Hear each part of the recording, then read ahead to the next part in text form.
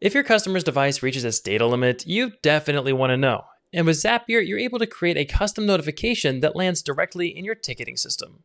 So for this tutorial, I'll show you how to configure Zapier to open a ticket in Zendesk when a customer's device reaches its data limit.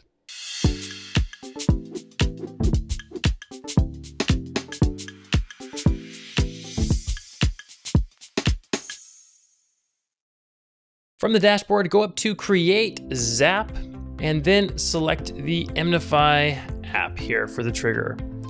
We need to use the usage limit reached event and continue. Select our connected EMnify account here and continue, and we can test our trigger. With this data in hand, we can continue, and then we'll use Zendesk. So we want to open a ticket in Zendesk for this. Action event, create ticket, and continue. Zendesk account, we'll use the connected account there and continue. And then we can enter in our ticket details. For the subject, I'm just going to add the event description. Scrolling down, we need to add a requester name here. I'll use EMnify notifications. And then for the requester email, I'll just enter in no reply at emnify.com, as this is just a notification.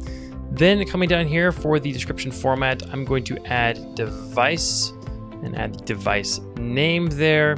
And here I'll add timestamp with a timestamp, and then let's add the ICC ID so we know which SIM card that is.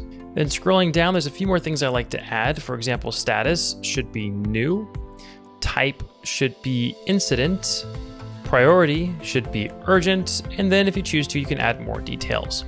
But I'll continue. Scrolling down, we can test and continue, and we've now created a ticket in Zendesk. Then turn on your Zap.